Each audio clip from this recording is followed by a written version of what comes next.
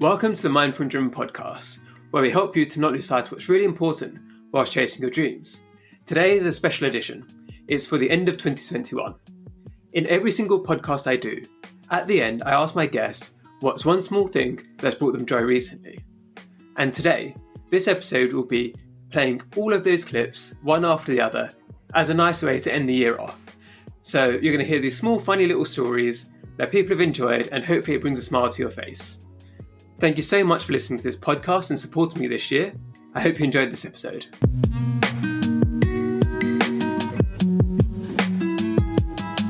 First up is Lulu Rain, a writer and YouTuber based in Boston, and her story involves cats. We got home from a flight yesterday, and as soon as we came home, my cat jumped into my arms, and I was like, she really missed me. That made me so happy. What about the other cat? He was very chill. He showed his face, and he was very casual. I could tell that he was happy to see us as well, but he's not quite as clingy or needy as Astrid is. Maybe next time. Maybe next time, yeah. He's quite heavy though, so I'm glad that he did. He's like 23 pounds, so he's a chunky cat, so I think that would be... I only have weak little noodle arms, so all for the best, I think. Next up is a collaborator of mine and long-term friend, Nick Wolney, who's the owner of Hefty Media Group, and his is about returning back to fitness again. So gyms are open again, and I joined a gym that is all weightlifting, and it is such torture, Amar. It is like I have never been that big into weightlifting. I like to go for a run, like walk out the front door and go for a run and get sweaty and then come back home, or go to a yoga class or something like that. I've never been that big into weights. I've never been into that like meathead culture. But there's a place down the street from me. I can walk there, and it's a gym that focuses specifically on lifting with the barbell, and doing different kinds of lifts, just resistance training in general. And what I've discovered, you're not supposed to take that much rest between these different sets and things like that. I am sweating buckets by the end of this class, just because we're weightlifting the weight, like every 2 minutes, you're going to do 5 bench presses, just stuff like that. I'm profusely sweating far more than anyone else in the class. 2 people on 2 separate occasions, people have asked me, are you okay? In response to how much I'm sweating. And I'm just participating in the class. But I tell you what, I've been going in the mornings, and mid-morning, right around this time, I feel really, really good. My energy is so much better. We just talked about energy earlier in the interview. And I feel accomplished. There's something to be said about having some sort of morning activity that just makes you feel good. It makes you feel accomplished for the day ahead. Like, it definitely changes the tone for my day. And so I'm digging it right now, even as I embarrass myself 3 days a week after week. Episode 4 was Kapoor, an author, poet, and writing coach based in LA too. If I'm feeling down, I definitely will go out and buy flowers and like a lush fruit that I want to try, like a good mango or dragon fruit. I don't know why that always puts me in a really happy zone. But I try to be also preventative with it. And I know that looking at flowers every morning just makes me smile. So I try to have them like every 2 weeks. Next up is Tim Denning, the massively popular online writer. Yeah, one small thing. So I won't name names, but someone big in the Bitcoin community, unfortunately, was exposed a few days ago for scamming people. And this person, I don't know them personally, but I know a lot of people that do. And I was a bit disappointed when I obviously learned, and it took a while to figure out. But what was really cool is I looked at all the comments, and despite this person scamming people and like losing millions of dollars of money, the overwhelming response was, we should show him empathy. He's probably going through a very dark time, and we shouldn't cancel him. In fact, if anything, we should pick up the phone and see how we can help him.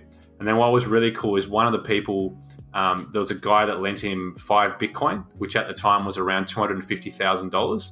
And this person came out publicly and said, even though he scammed me, I don't want the Bitcoin back. I would like him to not repay the debt because he's going through a really difficult time. And I just watched this. I was like, wow, normally you would expect that to blow up and like cancel him and he's a scumbag. And it's like, no, people are like, he's gone into a dark path, but that's not who he is. And like, how do we help this person? So that brought me a lot of joy to kind of hear that. Episode 6 was Andrew Gold, who's created documentaries for both the BBC and HBO, and he's managed to convince some people to change their views too. Yeah, well, this was I got really excited. I get, when you've got a podcast, you get reviews every now and then, and they pop in through my emails, and most of them, they're nice. Most not because everyone loves my podcast, but just because very few. You have to really dislike one, I think, to bother going in and leaving a review, which some people do. Or some people, I got a funny one the other day that was like, I think it was 2 stars or 3, and it just said like, I loved the first 10 episodes, this is what a great podcast, and then he mentioned that he worked for The Sun, so I've stopped listening now and I'm done with it. And I was like, oh, that's helpful. Ridiculous. But yeah, I got one the other day that was from a Trump supporter who said, I'm a big Trump supporter and blah, blah, blah. And sometimes the episodes are a little bit too liberal or whatever for me. But he's brought me round on some of those things. Like some of the guests have brought this reviewer around. And that was just an amazing feeling for me. This idea of, there was a great book called Hillbilly Elegy that I read a few years ago. They made a movie of it, which I think did really badly. But it was written by a guy, I want to say his name's Vance or Lance, something like that. It was written by a guy who was from Kentucky and sort of got out of the poverty belt or the Bible Belt over there, became a very successful lawyer. But he talked about why most people from where he was from voted for Trump and how they felt they'd been left behind, and that everybody, elite liberal people from elite liberal institutions on both coasts in the States just told them how stupid they were and how fortunate and privileged they were all the time. And these are people who couldn't put food on the table for their families, and they're just being told all the time, you idiot, you're so privileged, why don't you realize that? They've got no education, they've got nothing. So they're just going well, screw you, I'm not voting. We've talked about how ideologies are so important to people and what team you're on, what tribe you're on. That is not how you bring people around. So for me to have this Trump guy who obviously has some ideologies and views that are far more extreme and probably further right than mine, to be brought around by a few of my podcasts, it felt like a really good thing. And it made me feel, genuinely really happy and joyful. Episode 7 is with Rachel Cable, who's a mindfulness coach and the host of the Mindful Kind podcast. Totally check her out next year if you haven't listened to it yet. I have a couple of different answers for this one. I received an email yesterday from a woman who'd been listening to my podcast, and she just recently had to go and get an MRI scan, and she said that she was feeling really nervous and really overwhelmed, and it was quite uncomfortable, and she actually used one of the mindful breathing techniques that I taught her in my course. And she said it helped her feel more grounded and feel more calm, and just having something to focus her attention on was really helpful in that moment. So I like getting emails like that, just always makes my day. But I know we were talking before we started recording, and I mentioned that I took my dogs outside for a play this morning, and it's really cold outside at the moment. Like, it's kind of spitting rain a little bit, and it's just really fresh. There's snow on the mountains, and both the dogs are just like running around, and their little ears are flapping in the wind, and they're so cute and just so happy. And I don't know, just those little moments are so wonderful. Next up is Sean Curnan, who's been working hard for many years and has finally bought something which brought him joy.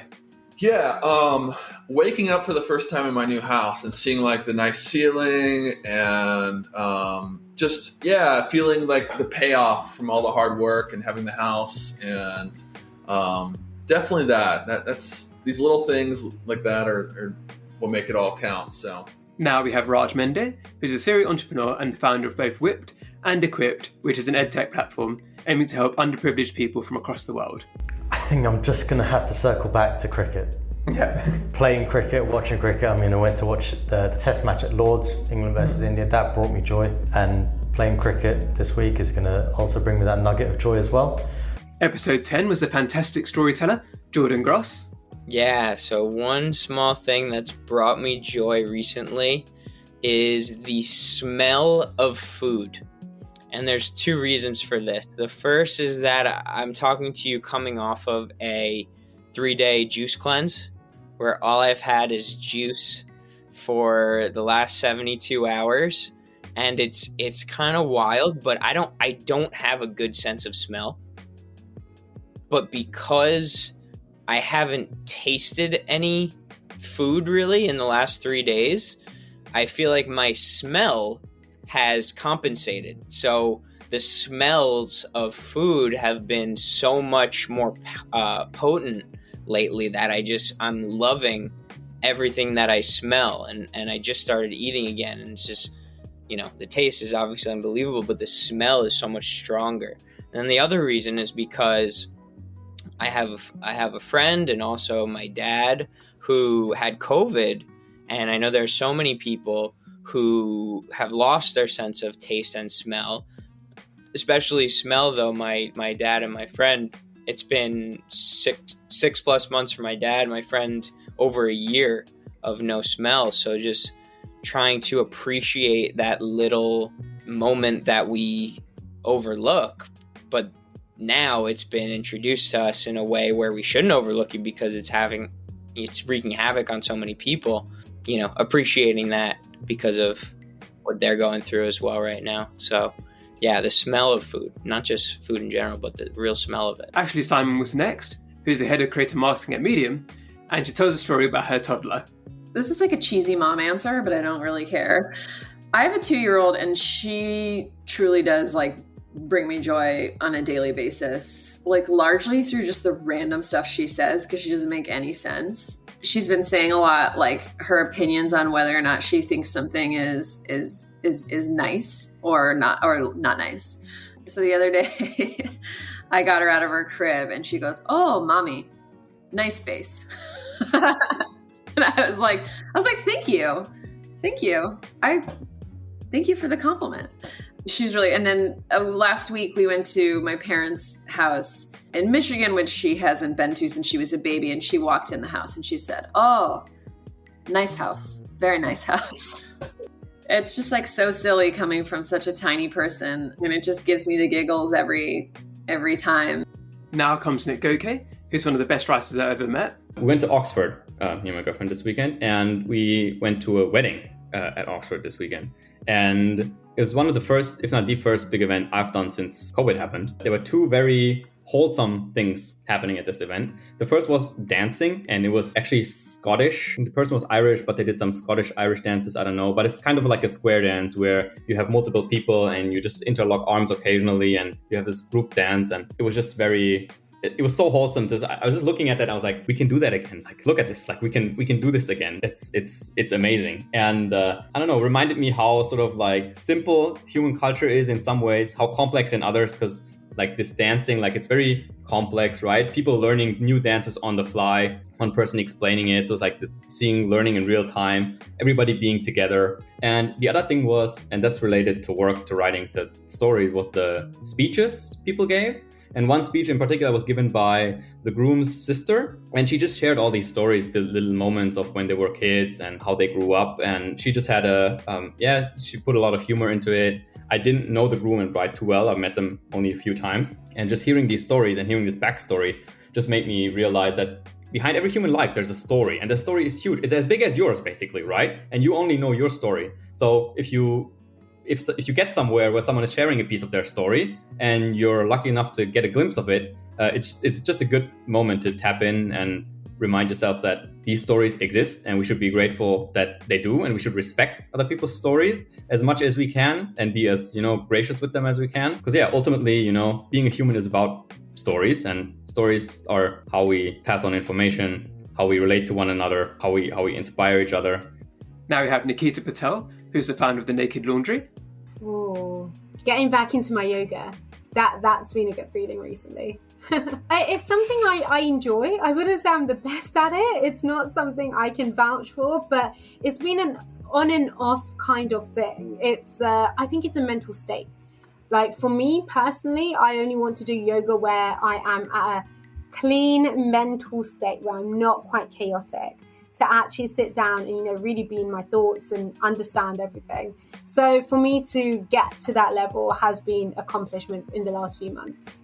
Episode 14 was John Mashney, who's a writer, lawyer, entrepreneur, but also the author of 2 famous children's books, which you can buy on Amazon today, Cinder Toot and Santa Toot. Planning my next children's book. It's hilarious, but at the same time, it's a tribute to my own family. So that's been really awesome to plot out and write. It's just the biggest blessing for me to give honor to my family Randy Wolken, the president of the Manufacturing Association of Central New York, is up next, and he had a touching story about a moment he shared with his wife. Yeah, one of the fun things here in upstate New York, I live in New York State, not New York City, so I live in upstate, which is more rural, and my wife and I, we went apple picking, so we just took some time, and we have something called apple fritters here. You may have had them, and they're incredible, so they're best when they're fresh and hot, and we just spent the afternoon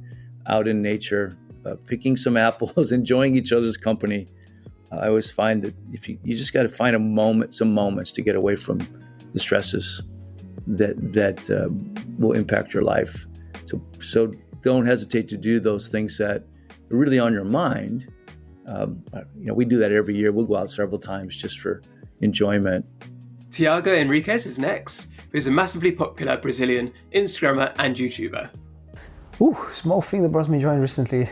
I think I take a lot of joy from random messages I get. So I think the most recent one was just replying to my newsletters. I do get lots of cute messages. As I said, many content creators don't appreciate that. They're just like, thank you, that's it. But I generally take the time to read through, imagine how people are thinking.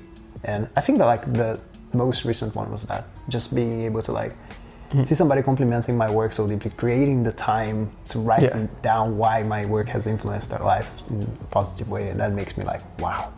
Nilika, the founder of the Bollywood company, who have appeared in The Eternals, is up next.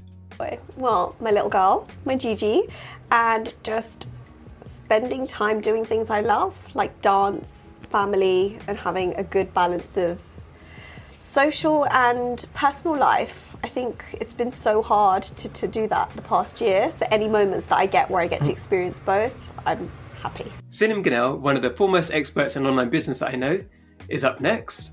I don't know if it's small, but our gym reopened, so I've been moving a lot more, and it just, again, taught me how much your body and mind are actually connected and how much better you can also think when you move a little more throughout the day, but also just throughout the week. Imran Dean, the founder of the Money Cog, comes next with a funny story from a misadventure on the tube. I remember an incident, I think last week when I first came back in the office, after being in the pandemic, I thought I'd come to London, go to the office. Off the train, someone dropped beer all over my trousers and coat, and it was a long train journey, and I just thought, wow, I just laughed. I thought, what a day, right? Coming back and this is what happens. Because I was so grateful for, the fact that I was able to come, right? With the pandemic, we weren't able to go out, but, because of the vaccinations, because of the programs of the lockdowns, we're able to get back now to some sort of normality. So I was just grateful for that. That incident was just funny because, otherwise I'd be stuck at home, right? Kako Kumura, an expert in Japanese cuisine and mindsets, is up next with a short story which I think many of us can relate to. Oh, there's so many things. I think the one that I can think of immediately is my sister just texted me and she was just like, what are you up to? And I said, nothing. Why? What do you want from me? And she's like, oh no, I was just bored. I wanted to talk. And that's just really nice. I was like, oh, my mind went somewhere bad where I was like, oh, what do you want from me? But she just wanted to talk, and that made me really happy. And I realized I should probably call the people I love more often. Episode 21 is Mara Simatorivas, a famous yoga instructor with tens of thousands of followers on Instagram. Today is every day. Cuddling in bed with my dog in the morning is one of the things that I've been loving the most.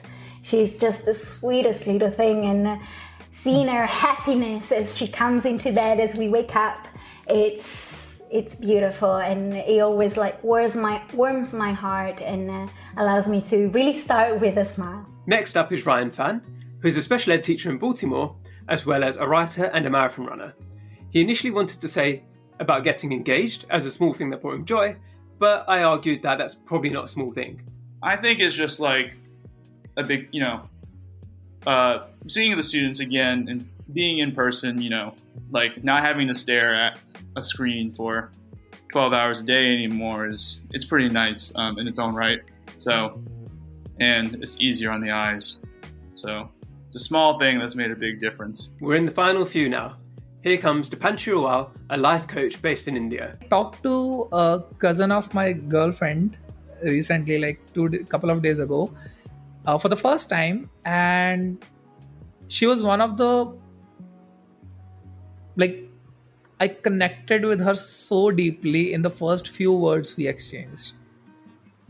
So that was a really, really beautiful connection I had with her, and it really gave me joy talking to her. Shefali Bama, who, despite working full-time in finance, is also a singer, a dancer, and a writer. Lots of little things bring me joy. I really, really love jacket potatoes. For some reason, I have this baked potato cheese obsession, and every time I make one, I just feel so happy. And it's a really sunny day today, and I'm about to go by myself to get an ice cream while I continue my work. And one scoop of ice cream is a whole lot of happiness in a cup. Now we have John Brosier, who's the founder of Tribe Loyal, and he's got a very touching story. It was the end of July of this year into early August. I've lived on my own. What I mean by that is like away from my family. I live in Los Angeles, and I grew up in the Chicagoland area. But before I lived in LA, I lived in Boston. And I've lived away from my family for quite some time now, being on my own. And in July and August, I had the opportunity, because I had to straddle a wedding for a close friend. My parents renewed their vows, and my mom's 60th birthday. I had an opportunity to spend 2 weeks living with them. It was just the three of us and their dog, Jay. But it was the most amount of time I've had being like cooking with my parents and being really close to my parents for an extended period of time, even though it was only 2 weeks. First time in almost a decade. That meant a lot to me, and it brought me a lot of joy. And to see, after 10 years, I see them on holidays and random trips. To be a part of their life again was really awesome, and something I won't forget anytime soon, for sure. Episode 26 had Fab Giovanetti, who's the founder of the Creative for Impact Co. and All Marketing School. Karaoke night. Probably would have been a different answer, like if it wasn't the last weekend we went karaoke, and it was an absolute blast. I was singing, Dancing with Somebody, when I was singing Whitney Houston and Bon Jovi, Living on a Prayer, like nobody's business, and Journey as well, obviously Don't Stop Believing. It was an absolute blast. And again, going back to play, it's a great reminder of that. It was excellent. And finally, Regina Joseph, who's one of the world's only super forecasters. I have been eyeballing a kayak for several months now. I just got to test it last week. It was amazing paddling around in this beautiful canal right by my house, testing out this kayak. That was a pretty joyful experience. So that was great. That was definitely my most recent little moment of unbridled joy. Thank you so much for listening. And I'll share one of my small moments of joy, which is my baby nephew took his first steps last week while I was on Zoom with him, and that brought me a huge amount of joy. Thank you, and have a wonderful end of the year and a great 2022. Take care.